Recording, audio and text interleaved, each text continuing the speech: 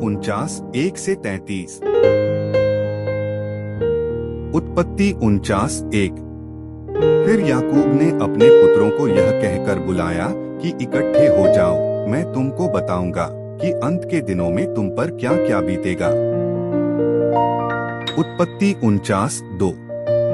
हे याकूब के पुत्रों, इकट्ठे होकर सुनो, अपने पिता इस्राएल की ओर कान लगाओ। उत्पत्ति 49 3। हे रूबेन, तू मेरा जेठा, मेरा बल और मेरे पौरुष का पहला फल है, प्रतिष्ठा का उत्तम भाग और शक्ति का भी उत्तम भाग तू ही है। उत्पत्ति 49 4। तू जो जल की नाई उबलने वाला है, इसलिए औरों से श्रेष्ठ न ठहरेगा, क्योंकि तू अपने पिता की खाट पर चढ़ा, तब तूने उसको अशुद्ध किया, वह मेरे बिछौने पर चढ़ गया। उत्पत्ति 49 5। शिमोन और लेवी तो भाई भाई हैं, उनकी तलवारें उपद्रव के हथियार हैं। उत्पत्ति 49 6। हे मेरे जीव, उनके मर्म में न पड़, हे मेरी महिमा, उनकी सभा में मत मिल, क्योंकि उन्होंने कोप से मनुष्यों को घात किया और अपनी ही इच्छा पर चलकर बैलों की पूंछें काटी हैं। उत्पत्ति 49 7। धिक्कार उनके कोप को जो प्रचंड था और उनके रोष को जो निर्दय था, मैं उन्हें याकूब में अलग अलग और इस्राएल में तितर बितर कर दूंगा। उत्पत्ति 49 8। हे यहूदा, तेरे भाई तेरा धन्यवाद करेंगे, तेरा हाथ तेरे शत्रुओं की गर्दन पर पड़ेगा, तेरे पिता के पुत्र तुझे दंडवत करेंगे। उत्पत्ति 49 9। यहूदा सिंह का डांबरू है।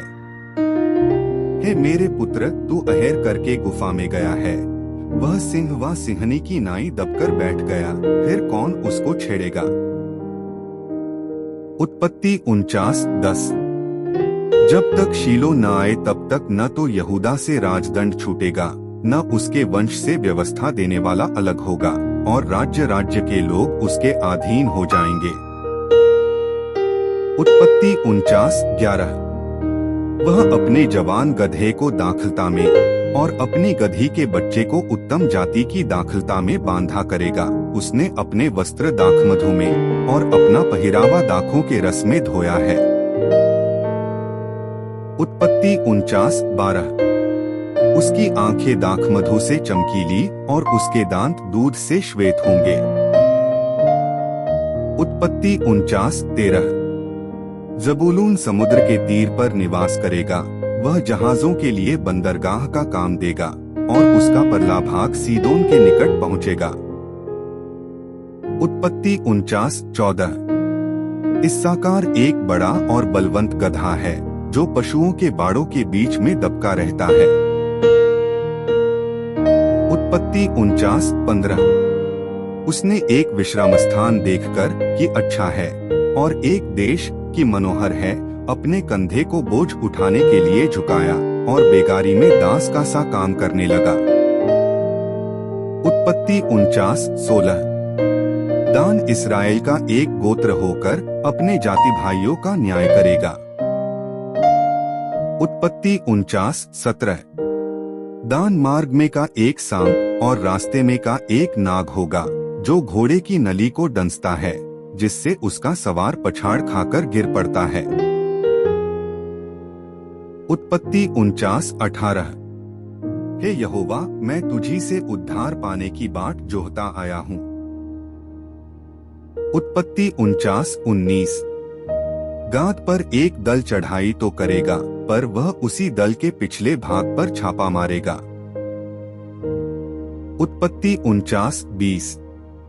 आशेर से जो अन्न उत्पन्न होगा वह उत्तम होगा, और वह राजा के योग्य स्वादिष्ट भोजन दिया करेगा।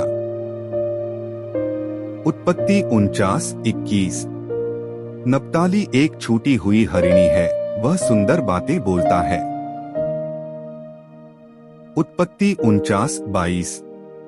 यूसुफ बलवंत लता की एक शाखा है, वह सोते के पास लगी हुई फलवंत लता की एक शाखा है, उसकी डालियां भीत पर से चढ़कर फैल जाती हैं। उत्पत्ति 49 23। धनुर्धारियों ने उसको खेदित किया और उस पर तीर मारे और उसके पीछे पड़े हैं। उत्पत्ति 49:24। पर उसका धनुष दृढ़ रहा और उसकी बाह और हाथ याकूब के उसी शक्तिमान ईश्वर के हाथों के द्वारा फुर्तीले हुए, जिसके पास से वह चरवाहा आएगा जो इस्राएल का पत्थर भी ठहरेगा।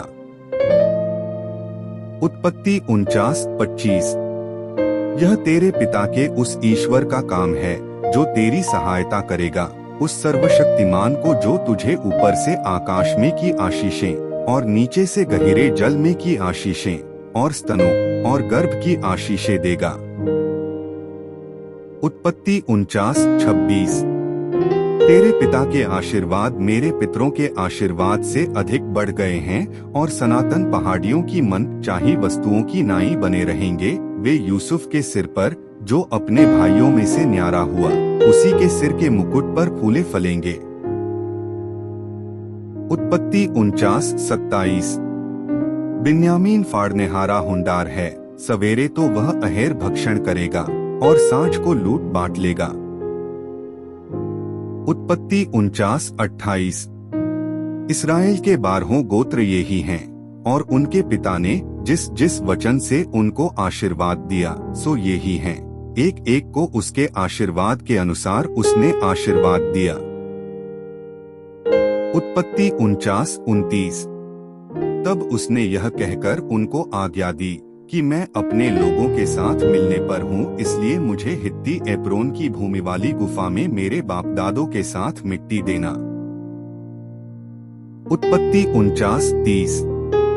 अर्थात उसी गुफा में जो कनान देश में ममरे के सामने वाली मकपेला की भूमि में है, उस भूमि को तो इब्राहिम ने हित्ती एप्रोन के हाथ से इसी निमित्त मोल लिया था कि वह कब्रिस्तान के लिए उसकी निज भूमि हो।